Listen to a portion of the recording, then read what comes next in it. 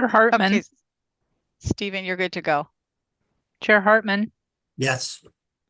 if everyone is here for the second application, could we do that one first if we're still waiting for somebody from the first application?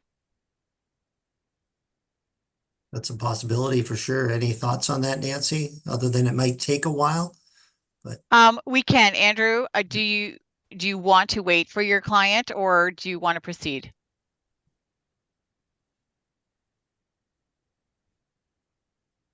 You're muted, Andrew. Of course I am. That's okay. Again, we do have the consent application.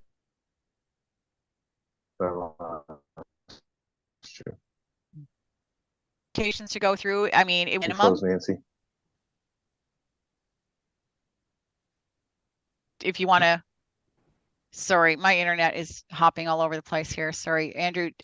Like we can go ahead with the consent applications, and like I say, it gives your clients a bit more time. Yeah, like why don't we do that? That's fine with me. Thank you. Okay. Yeah. So Stephen, if we'll just reverse the order, that's fine. Okay. And so I'll let you start the meeting. Thank you. Yeah. Okay. Good afternoon, everyone. Before we start the meeting, I would like to read a land acknowledgement. The land on which we meet has been here from time immemorial. People have inhabited southern Ontario for about 10,000 years, and we acknowledge the neutral people, also called Attawandaron, Anishinaabe, and Haudenosaunee, people who have lived here when settlers arrived and who share this land with us. May we together learn to care for and respect each other, our flora and fauna, and the land we inhabit together. I will remind the committee and members of the public that the meeting is being recorded and live streamed via the township's YouTube channel.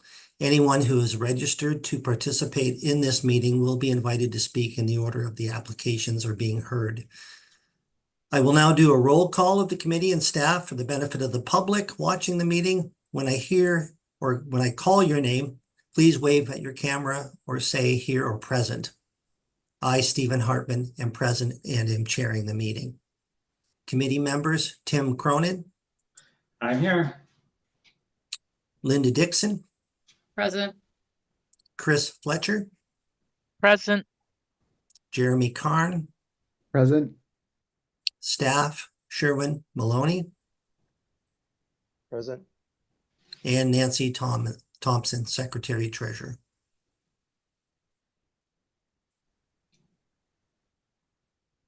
Present. Thank you. Thank you, Nancy. I will now provide an explanation of the proceedings for this meeting. Each application will be read by Nancy, and she will ask each applicant to make a brief presentation, not to exceed 5 minutes. The committee will be given an opportunity to question the applicant. Any other people or person who has registered with the recording secretary and is wishing to address an application either for or against will be given as well an opportunity to speak. Please make sure you have your you've turned on your microphone and video and identify yourself clearly for the recording secretary. After everyone has had an opportunity to speak, the committee will make a decision on the application. Once discussion on your application is complete, please mute your microphone and turn off your video. You are free to leave the meeting at this time or remain and listen to the balance of the applications. Each application has a 20-day appeal period as required under the Planning Act in accordance with Bill 23. Appeals may only be submitted by the applicant, the municipality, and certain public bodies or specific persons as identified by the Planning Act and the minister. The last day of appeal for the applications heard today is August 1st, 2024. At this time, I will ask if any members of the committee, if they are declaring a pecuniary conflict of interest on any of the applications. No. No? Okay, hearing none, then we will proceed. Nancy, I guess we'll start then in reverse order. I'll ask you to read the application description. Thanks, Stephen. So we'll start this evening with the consent applications B2 2024 through B12 2024 for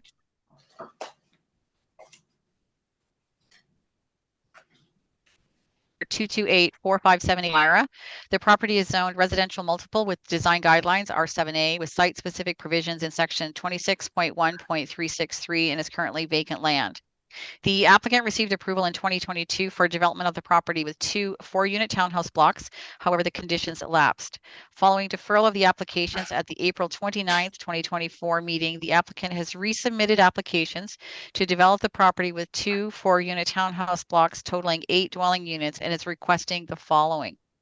Application B2 being part 7 to sever a parcel of land measuring approximately 7.19 meters by 41.48 meters, containing approximately 299 square meters in area to create a residential lot. Application B3 being part 6 to sever a parcel of land measuring approximately 7.19 meters by 41.52 meters, containing approximately 298 square meters to create a residential lot.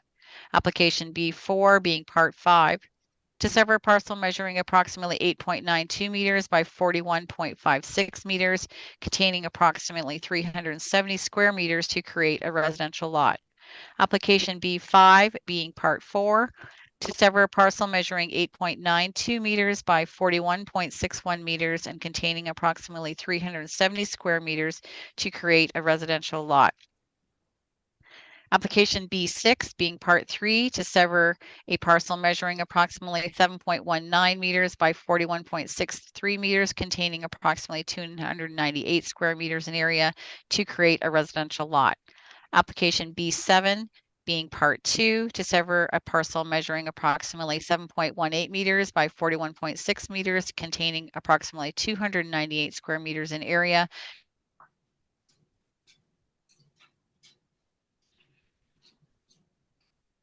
to create a residential lot. A parcel measuring approximately 11.66 meters by 41.57 meters and containing approximately 456 square meters in area to create a residential lot.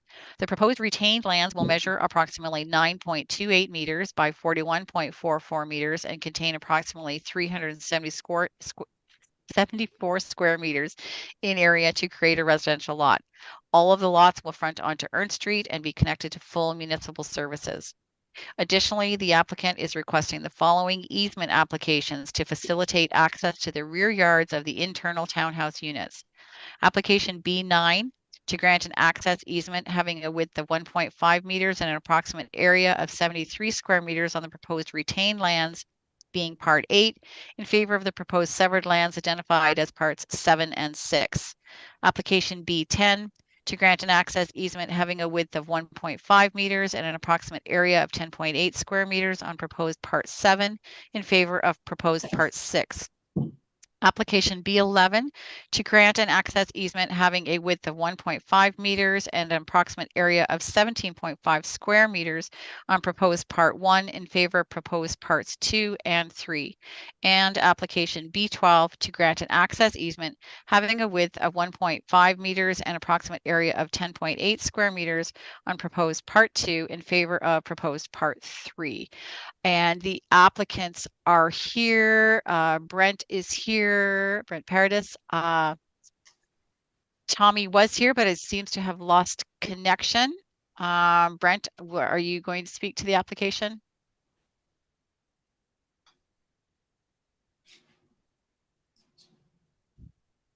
I wasn't planning on it. I think Tommy was He was planning in. on. Yeah, I saw him there earlier. He But was here, and is he in another office? Yeah, he's yeah, been connected yeah, and he might be disconnected having twice. yeah, he might be having internet issues, but yeah, you kind of explained it pretty well. So we're planning to sever the parcel into 8 pieces for 2 4-unit townhouses.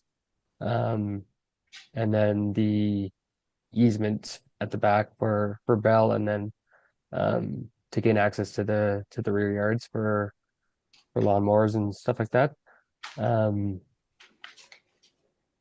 Yeah, and I know Leanne and Erica, the owners, are here, so I don't know if they wanted to add anything else. Okay, is that it, Brent? Yeah. Okay, is there members of the committee that have any questions specifically for the applicant?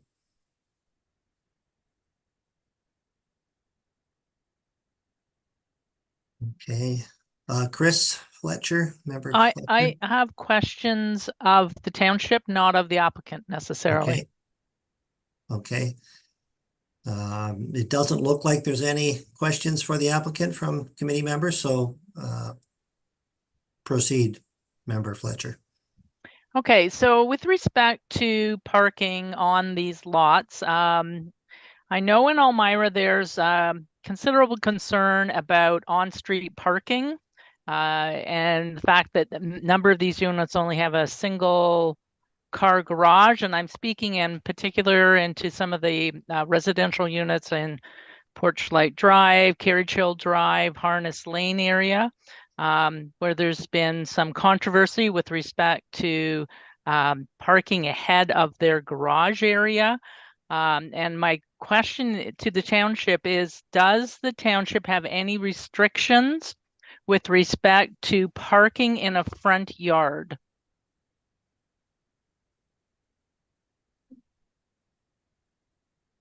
Can staff answer that? Thanks, Chris. Some of your question broke up, but for the most part, I believe the questions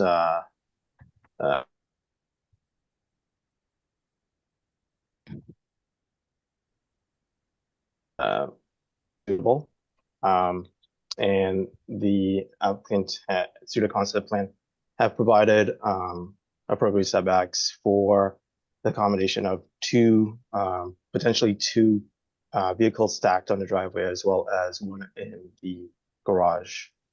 Is that So answer your there's enough question? space for two vehicles in their driveway and then parking within an actual attached garage with the unit.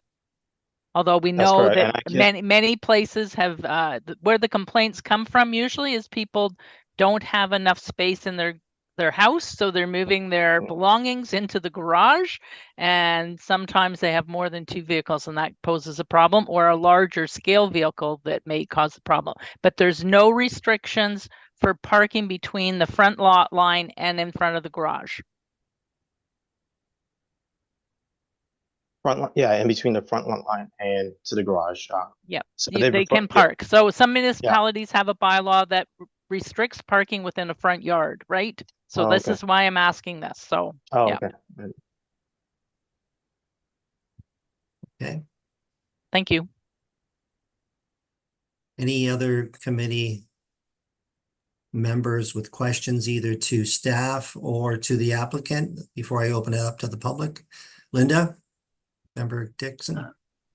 Thank you, Mr. Chairman. This may be just a clarification.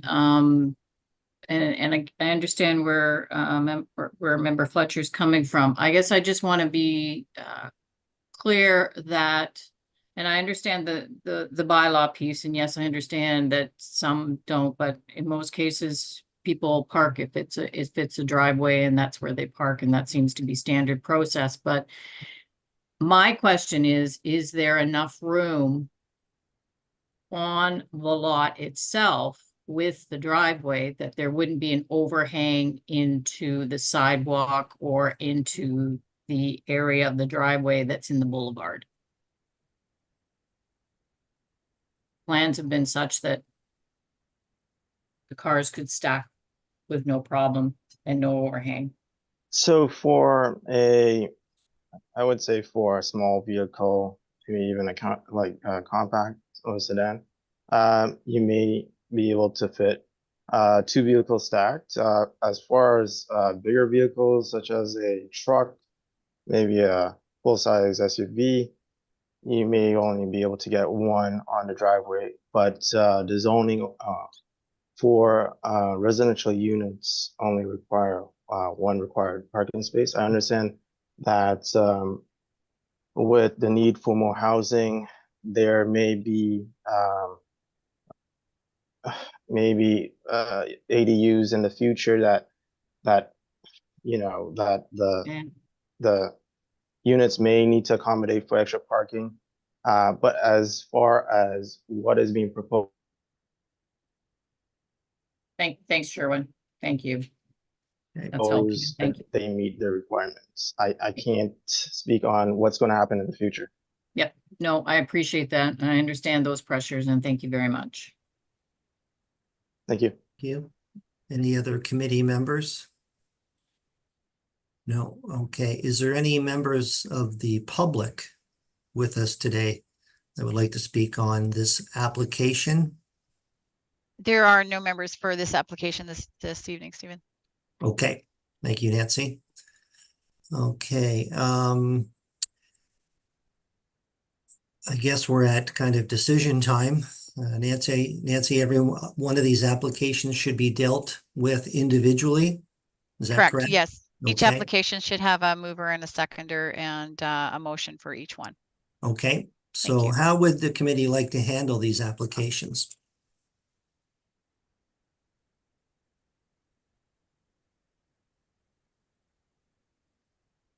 Member Dixon? Bear with me, Mayor, Mr. Chairman, my staff report has disappeared on me again. Nope, that's not the right one. There it is. Okay, so one at a time, correct, Nancy? Correct. Thank you. Okay, so starting with consent application B2 for 2024. Concerning the property known municipally as 18 Ernst Street in Elmira, to sever a parcel of land having an area of approximately 299 square meters and 7.19 meters of frontage, be approved. And I'm just going to say, because I didn't hear there was any concerns from anyone with the conditions, subject to conditions 1, I believe, through 12 as shown in the staff report. Okay. I will second that Chris, are you motion. seconding that? Okay, so moved by Member Dixon, seconded by Member Fletcher. I'll call the question. Those in favor? Okay, that is unanimous. That's Would you like carried. me to keep going? Mr. Absolutely, Chairman? absolutely. Okay. You're good at this. Let me see here. Okay, B2. B3 for 2024.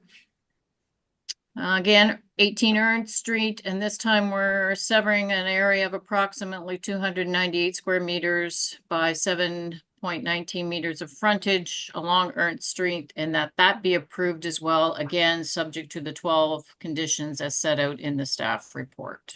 And just double Okay. checking, but I checked before. Yep, there's 12. Okay, and seconded by, we have a seconder for that. Sure, I'll second that. Okay, Member Cronin. All those in favor? Okay, that is carried unanimously. Linda, if you would like to continue, that would be welcome. So consent application B4 2024, again on Ernst Street in Elmira, this one being 370 square meters approximately by 8.92 meters frontage on Ernst Street, also be approved again, subject to, and I think they're all 12, but let me double check the 12 conditions as set out in the staff report. Okay, seconder to the motion, Member Cronin, thank you. So that is moved and seconded. Those in favor? That is carried. Application number 5. Okay, the consent application B5 2024. Is that the one I just did? Nope, you're missed- good. 5. Did I? Okay, well, it's the same, that's why. Okay, sorry. It's the same area, Same 370 size. square meters with a frontage of 8.92 meters on Ernst Street in Elmira, be approved, subject again to the 12 conditions set out in the staff report. Thanks, Nancy. Seconder for that motion.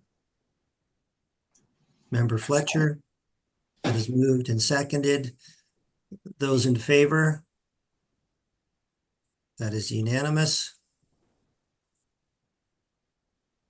Okay, B6 of 2024, for an area of approximately 298 square meters, and again, 7.19 meters of frontage on Ert Street in Elmira be approved, subject to the 12 conditions set out in the staff report.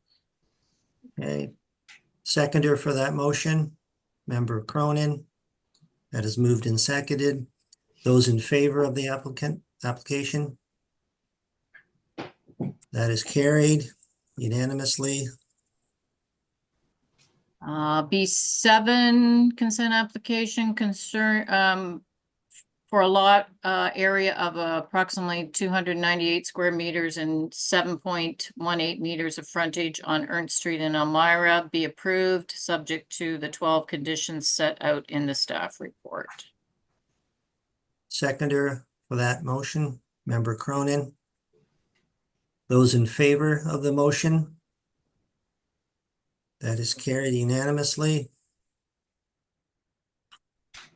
B8 of 2024, consent to sever parcel of land of approximately 456 square meters with a frontage of 11.66 meters on Ernst Street in Elmira be approved, subject to the 12 conditions set out in the staff report. Seconded by Member Fletcher.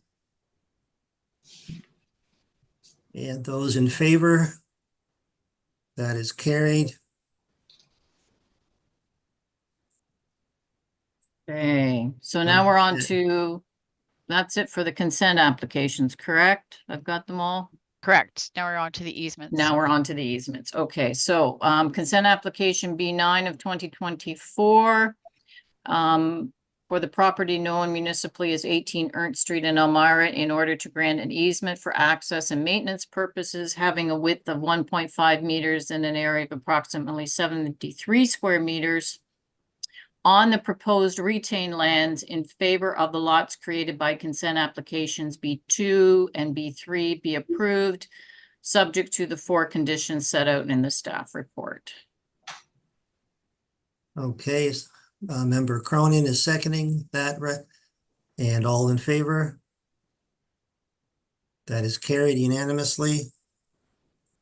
And then we have the easement B10 2024 for access and maintenance purposes, having a width of 1.5 meters and an area of approximately 10.8 square meters on the lot created by consent application B2 in favor of the lot created by consent application B3 be approved, subject to the 4 conditions set out in the staff report. Okay, a seconder to that motion, Member Cronin. And I'll call for a vote. Those in favor? That is carried unanimously. B11 2024 to grant an easement for access and maintenance purposes, having a width of 1.5 meters and an area of approximately 17.5 square meters on the lot created by consent application B8 2024 in favor of the lots created by consent applications B6 2024 and B7 2024 be approved, subject to the 4 conditions set out in the staff report. Okay, a seconder for that motion. Member Carn. Thank you. Those in favor of the motion? That is carried unanimously. Okay, and the more, I last think. one, consent application B12 2024 to grant an easement for access and maintenance purposes, having a width of 1.5 meters and an area of approximately 10.8 square meters, which would be on the lot created by consent application B7 2024 in favor of the lot created by consent application B6 2024 be approved, subject to the 4 conditions set out in the staff report. Okay, a seconder to that motion, Member Fletcher. All those in favor? Okay, that is carried unanimously. Nancy, I think that's all of them. It is. Thank you. Yep, okay. So I'd like to remind the applicant that the last day of appeals expires August 1st, 2024. Thank you for participating in the meeting, and please remember to mute your microphone and turn off your video. Thank you, everyone. Thank you. Thanks. Okay, Nancy, so we'll circle back to the first application. Okay, thank you, Chair Hartman. So I just want to mention Sherwin and I are having a little bit of internet instability here. So if I do ask to repeat any conversation, that is why. So far, it's been it hasn't interrupted it too much, but just in case we miss something important. So Okay. we'll move on to the variance applications. Minor variance application A8 for Eugene Bauman for the property at 6449 Middlebrook Road. Property is zoned agricultural and is currently vacant land. The applicant is proposing to construct a new dwelling on the property and is requesting a reduction to the calculated minimum distance separation from 331 meters to approximately 204 meters between the new dwelling and the existing livestock facilities located at 6359 Middlebrook Road. And application minor variance A9 2024 also for Eugene Bauman for the property at 6449 Middlebrook Road, zoned agricultural and currently vacant land.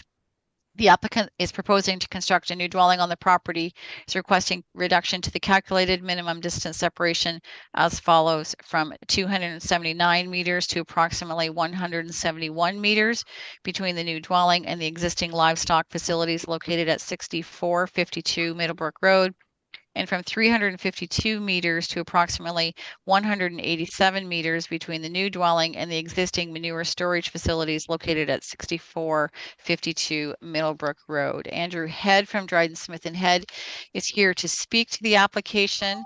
The property owner, I believe, is also now available if needed. Andrew, if you want to proceed. Great, thank you, Nancy. Good afternoon, Mr. Chairman, members of the committee and staff. My name is Andrew Head from Dryden Smith and Head Planning Consultants. I trust that you've read the staff report. We are here on behalf of the landowner, Eugene Bauman, who's with us in the virtual world today. First, I would just like to mention that the housing crisis is real, not just for the urban environment, but also for the rural communities. Old order Mennonites are just as impacted by the rising cost of lands and limits to housing supply. Their culture further limits their ability to obtain housing because of accessibility. Older order Mennonite family units are still between 8 and 10 people per household. My client chose this property as it is close proximity for his work and his life. The variances in this application aim to address the minimum distance separation from two adjacent farms. We have spoken to both farm owners, who have agreed to the variances, understanding the potential impact of the farms. They do not have any concerns with this proposed development. We disagree with staff's recommendation that this application be refused because it is not minor in nature.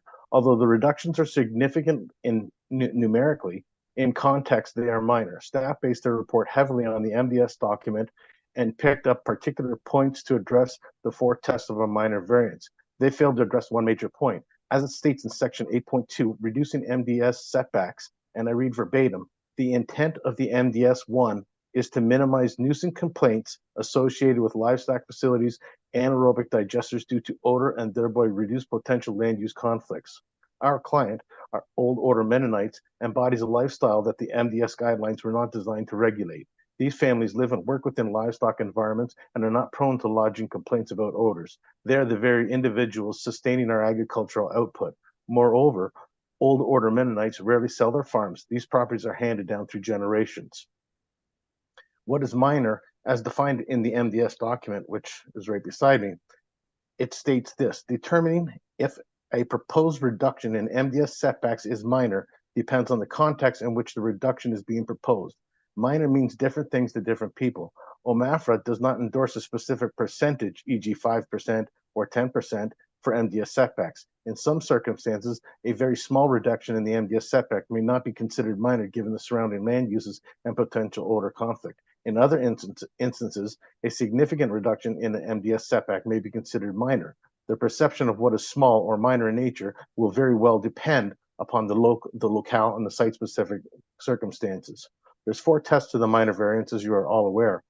The first one, is it minor in nature? The staff report contends that the proposed reductions to MDS 1 setbacks are not minor. However, we argue that these reductions, while numerically significant, are minor in the context of the overall property size, the surrounding agricultural landscape, and unique constraints to the subject property.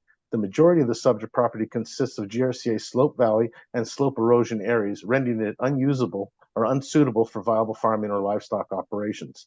The fact that this has been acknowledged by the GRCA, who have no objection to the proposed dwelling being located on a small portion of the property. Therefore, the proposal does not take away any land that could be used for future agriculture expansion. Number 2, is it desirable and appropriate for the development? The staff report suggests the proposed development is not desirable as it may limit the flexibility of existing agricultural operations. However, due to the GRCA restrictions, the subject property is not suitable for such agricultural operations. The proposed development strikes a balance between the need for rural residential development and agricultural preservation. It creates a viable dwelling for a resident whose occupation involves working on farms and is unlikely to be bothered by odors from adjacent operations. Number 3 and 4, the test. Number 3 and 4 speak to the zoning bylaw and official plan. Are they consistent with them? While the proposed variances deviate from the MDS setback requirements, they align with the overarching goals of the zoning bylaw and the official plan. Both the zoning bylaw and official plan allow for residential uses on the subject lands. These documents recognize the need for flexibility in unique circumstances like this, where strict adherence to regulations would prevent reasonable development. The minor variance provision of the Planning Act exists to allow such flexibility. The denial of these variances would unnecessarily hinder the creation of a much needed housing during this current crisis without any corresponding benefit to the agricultural interests. The proposed development addresses the site's specific need for housing for a Mennonite farmer, who is an integral part of the agricultural community. The proposal not only provides a dwelling for this individual, but also contributes to the local economy by supporting agricultural activities. Furthermore, the GRCA's endorsement of the proposed development on a portion of the land that is unsuitable for farming reinforces the appropriateness of this variance. The proposed development will in no way take away or inhibit any agricultural uses on the subject lands or surrounding properties. Considering the unique circumstances of the subject property, it is unsuitable. Its unsuitability for viable farming due to the GRCA restrictions, the need for rural housing, and the fact that the intent of the MDS document is being met. We urge the Committee of Adjustment to approve the minor variance applications. The proposed variances are minor in nature, desirable for the appropriate development, and consistent with the overall intent of the purpose of the zoning bylaw and the official plan. We would be happy to have a warning clause registered on title to inform any future purchases that an MDS or variance has been awarded to this property. I'd be happy to answer any questions or comments. Thank you for your time. Okay, thank you, Mr. Head. Any members of the committee with specific questions to the applicant or their consultant?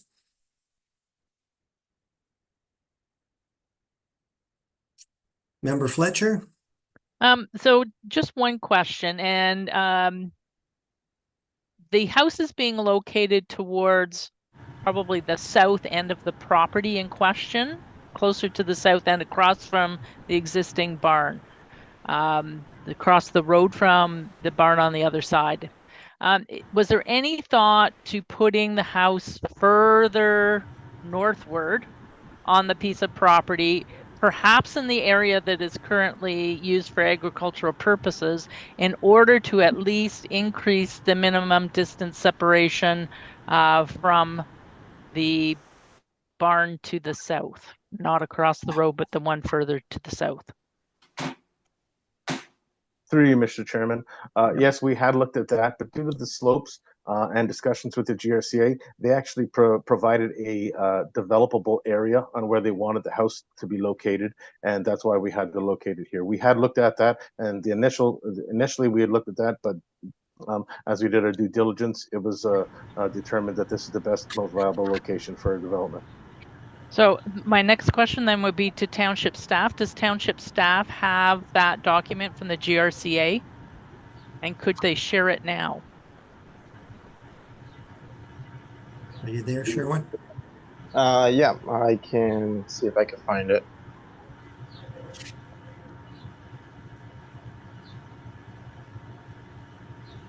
Or if the applicant has it too, I'd be happy to see it.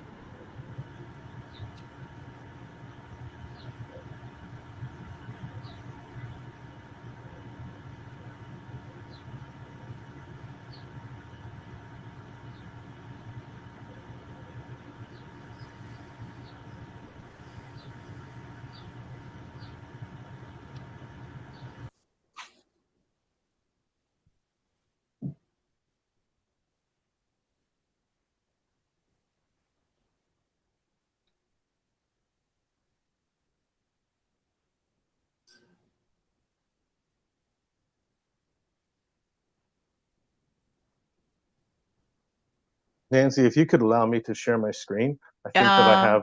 You should be, it's on multiple, Sherwin, so you should be okay to go. Okay, that was Or it, sorry, Andrew. Okay, Yeah, hold on. I mean, Let I me do just- have it here as well. Okay, But well, if you have access to it, that'd be great. You should, yeah, you should be able to share. There we go. Or nope. I'm looking for it.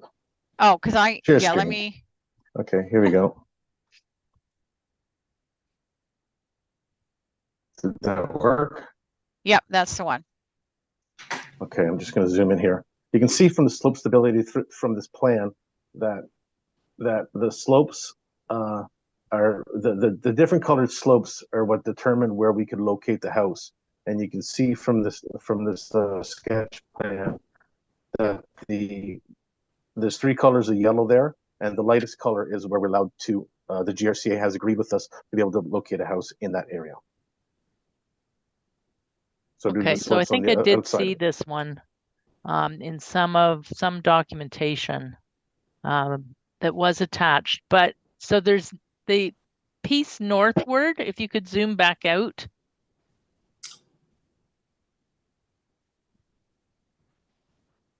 So there's nothing up to that lot line that could also meet the stability guidelines?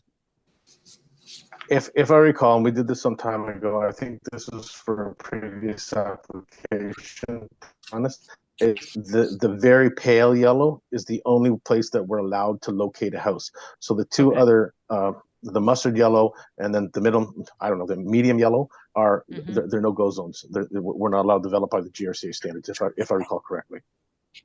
Okay, and I would think then if you got too far to the north anyways, you'd probably be in an area where you're too close to the other barn on the other, on the north side at 6542. I believe you're correct. Okay, thank you. Okay, that answers your question. We have another couple other questions from committee. Member Cronin. Hopefully I'm unmuted here. Am I on? We had a little internet connection problems connecting earlier, so glad to be on there. Just for the committee notice, I was going to ask that question earlier that Nancy sent you out an email about prior MDS separations that have been approved, and she found a couple. Interesting to note that one of them allowed way back in what year, 2012. We went down to 189 meters for MDS, and it didn't explain the concept behind it, but we did get down to 189 meter on, if I'm reading this correctly, on the first one out on Sawmill Road.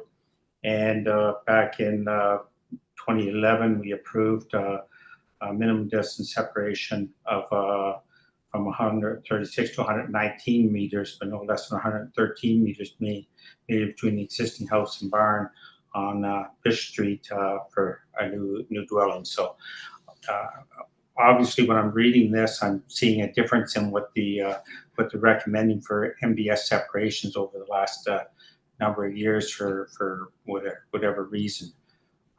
Just my other comments are, I agree with Mr. Head here about the non-viability of this land for agricultural use and raised on a farm. And this is not agricultural use, not for foaming livestock or for farming purposes. So it should be for some other purposes other than livestock would drain to the river and the others. So the other point made by staff was the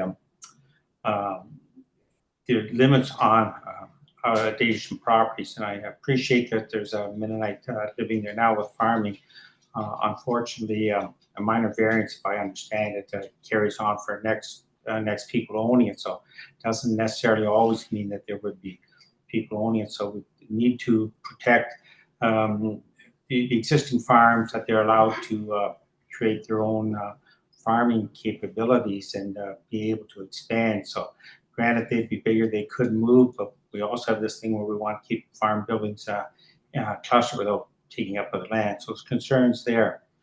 Mr. Hidd did offer one viable solution putting a clause into the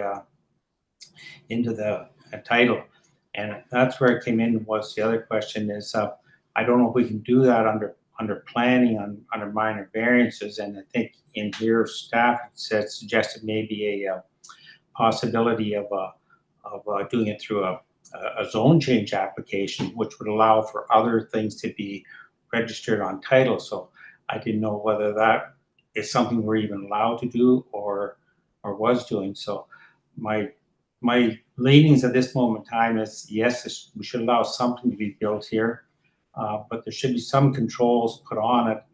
And I didn't know whether it would deferral to allow staff and the applicant more time to figure out how we could get something that would protect future owners of the property, or whether we refuse it and let them try to do the zone change application. So just so they know where my leanings are on it. And I'm not as concerned about the MDS separation in this particular area, because we can go down, and if there's some way to protect both existing homeowners and the future homeowners, that's where I would like to see this go.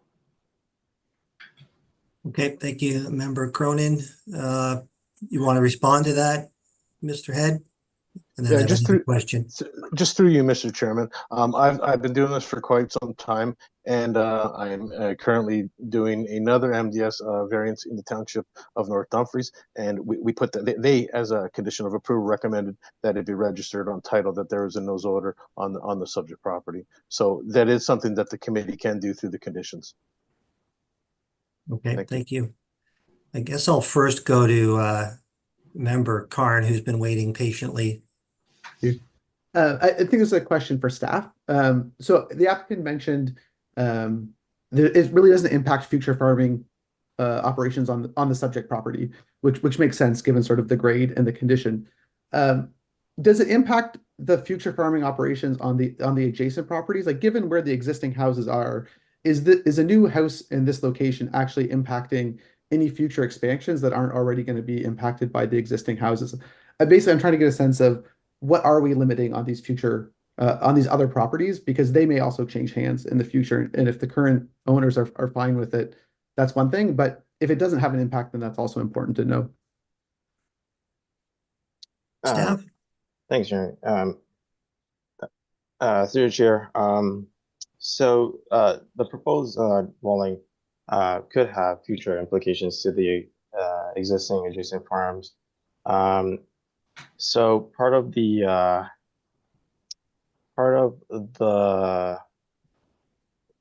zoning requirement is for farm buildings to be in a farming cluster. That putting a new dwelling in that area can impact farm buildings to meet the MDS2 from the new dwelling. So then the new farm, if any of the adjacent farms wanted to expand, they would have to move their farm buildings further away from the farm cluster. So it does present future implications to the adjacent farms. So I just want to clarify that, because each of those existing farm clusters already have one or two residential houses there. So if they were to be looking at expanding those farming operations, would MDS be actually, the minimum separation would actually be relevant to those houses, right? It would not be to the one across the street. Is that correct, or is there an exemption because of the current house? Exactly. There's an exemption for houses on the same lot. So the idea is that the intent really of the MDS is to avoid any sort of conflicts between adjacent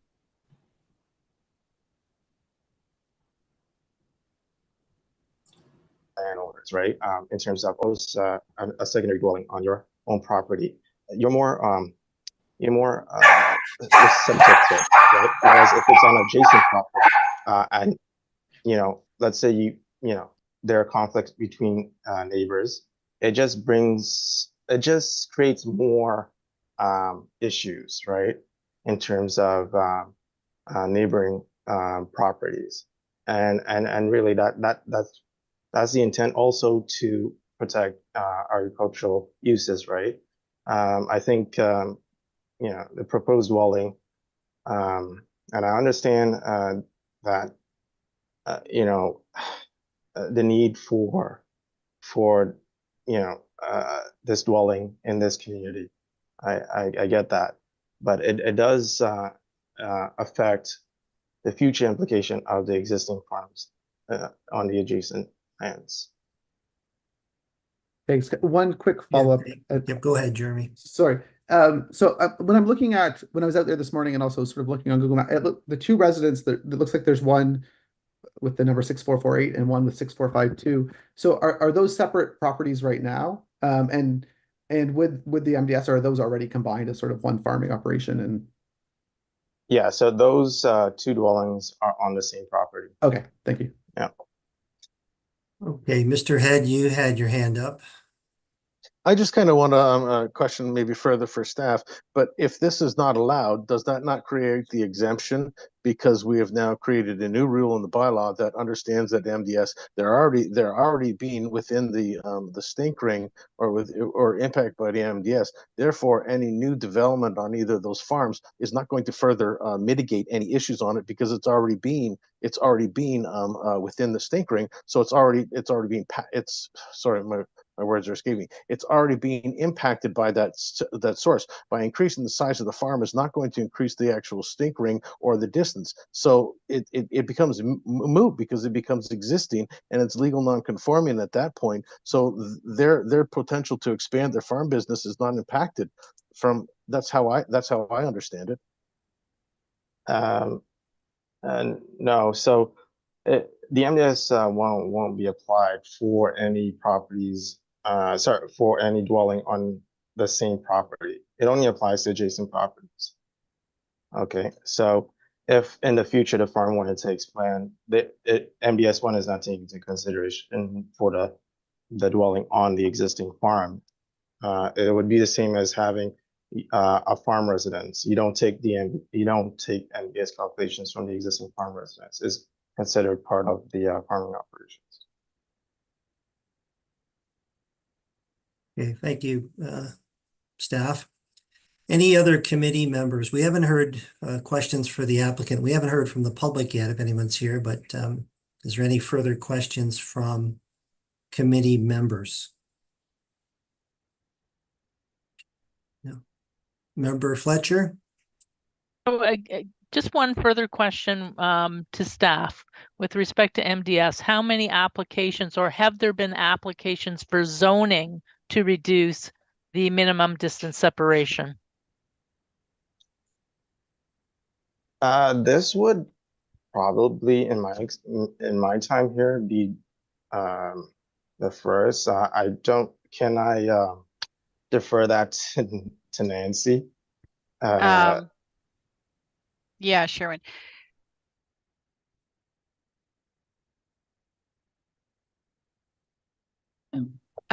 Do any research on that this afternoon, but I don't believe in like the last 5 years we've done any zone change applications for this type of scenario. Okay, thank you. And recognizing too, from the information that I did provide on variances, the last variance that was applicable, a long time ago. Yeah, was 2012. Yeah, I saw that. Yeah. Okay, yes, Member Dixon. Thank you, Mr. Chairman. I don't really have any questions. I just have a comment. So just from my site visit and looking at it and going back in the recesses of my time on MDS, I really didn't have a concern with the barn to the south, 6359. I looked at it. I know it's an old bank barn, and from a historical and heritage perspective, we're trying to keep, like to see bank barns stay, but they sometimes get changed. But it doesn't look like it's that intensive, and it also looked like there was a little, not a lot, but a little disrepair to that particular barn. But the one that did give me greater concern was the barn and the manure storage across the road, which looked to be a relatively intensive farming operation.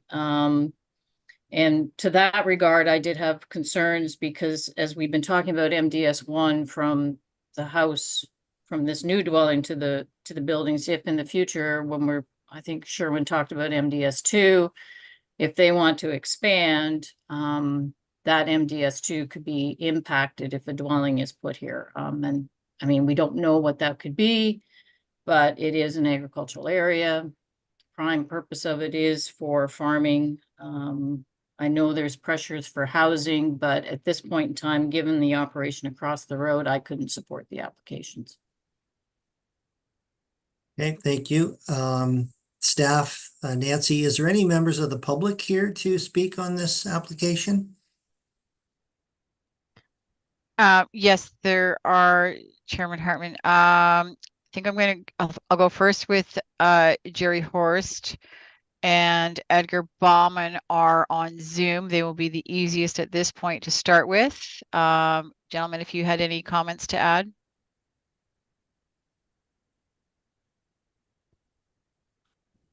Jerry, you have to unmute your mic. Thank you. I clicked on it 3 times. Thank you. Yes, we're unmuted now. Yeah, Edgar and I have no issues with this. We would welcome Eugene to the neighborhood. Edgar would have known him before. I met him the first time when he handed me the sheet of paper to sign. Mr. Head had referred to this slightly. My faith in this, I have concerns with urban neighbors, potential complaints, potential impact on expansions or changes to my agriculture operation in the future. My faith in this situation is the context of the Old Order Mennonite Conference of Ontario. I would expect that property to stay in the Old Order Mennonite Conference. And if my property sells, it likely ends up being another member of the Old Order Mennonite community. That's why I don't see future issues. The issues you're talking about are very real with complaints. I've certainly seen them all over the province, but in the context of this situation, it's the consistency of that community that makes me willing to allow this. Okay, thank you. Nancy? Thank you. Dwayne, I believe you have the property owner and Lauren Bauman with you. If you can unmute your microphone.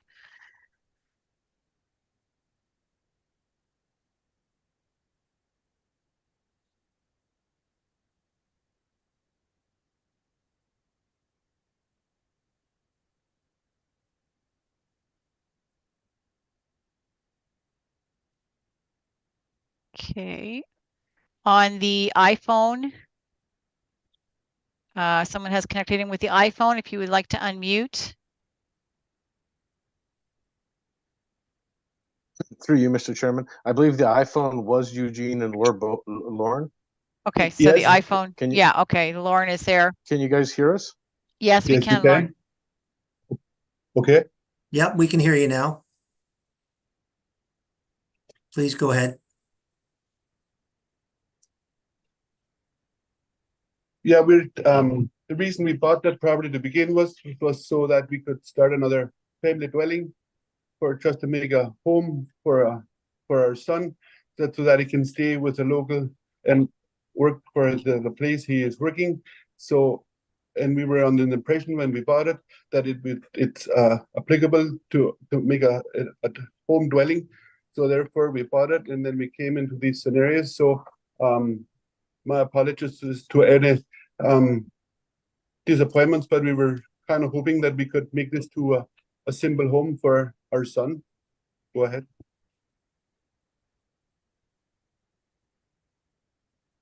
Okay, thank you. Dwayne, you are still muted.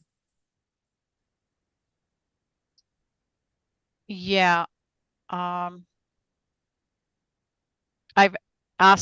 prompted them to unmute, but I'm not getting a response. Okay. Any other members of the public, Nancy? There were no other members of the public that registered. Okay, how would committee like to handle this application?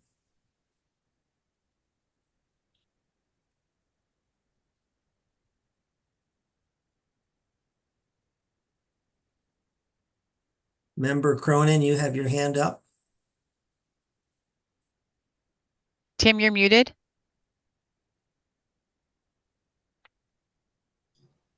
Had a dog barking, that's why I'm muted, sorry. It's okay. Just more of a comment than resolution, because I'm a little bit torn. I hear all the comments and the worry about it.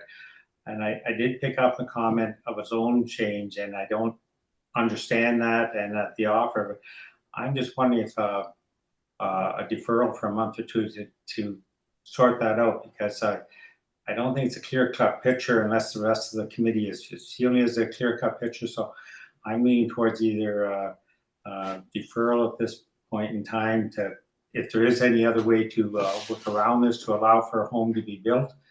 Other than that, I just don't feel real comfortable outright approving it the way it's submitted, even though we have approved MDS of less than this in the past. So it's just my comment.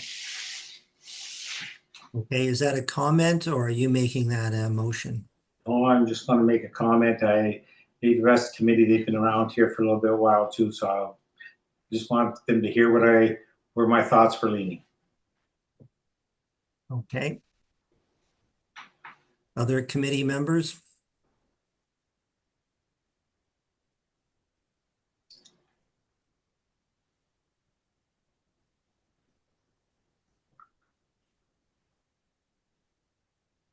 Well, if no one else wants to do it, I could make a motion for deferral for 3 months and see if any more develop, if the zone change thing is possible, or wording that would allow to protect the farmers on the outside if there's something that could be registered. I'm not sure I've heard variations of that, so I'm not sure that. So I would move for a 3-month deferral if somebody wants to second that. Okay.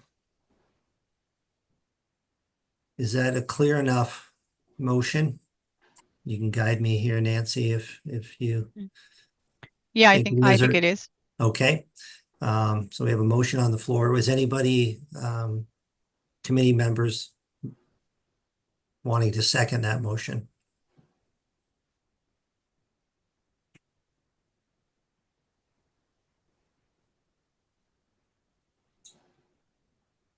Not seeing any hands, so that motion has not been seconded. So back to committee. Member Karn.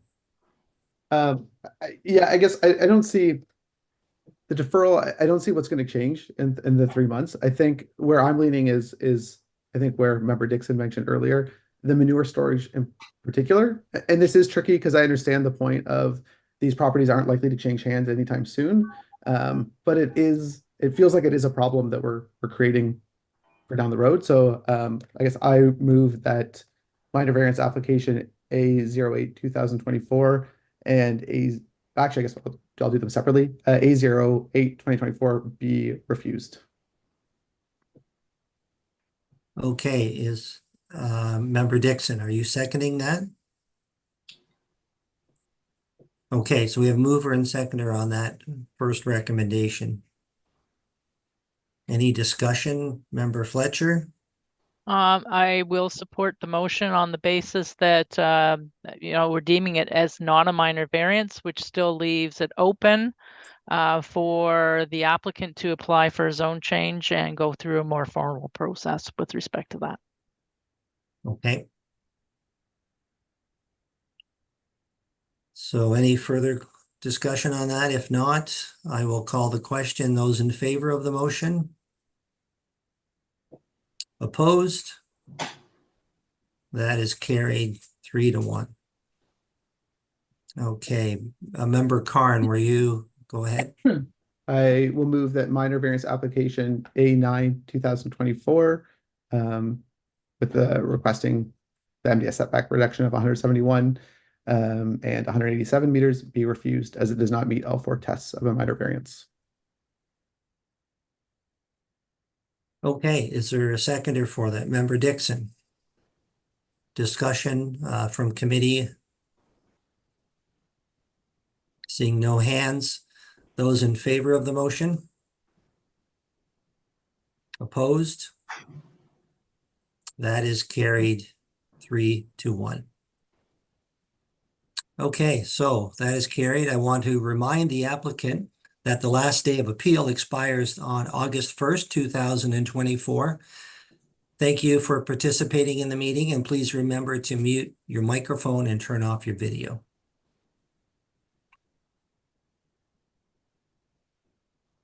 All right, that is the last application for today, correct? Nancy? That is, Yeah. yes, that is all the applications for this evening. We have the minutes from the April 29th meeting. Okay. Have the committee members had an opportunity to review the minutes as circulated from the meeting on April 29th? And if so, is there any changes?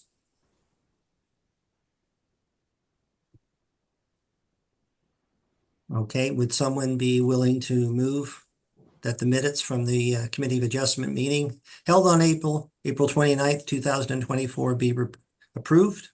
Member Karn has moved that. Seconder? Member Fletcher? All in favor? Okay, opposed? That is carried.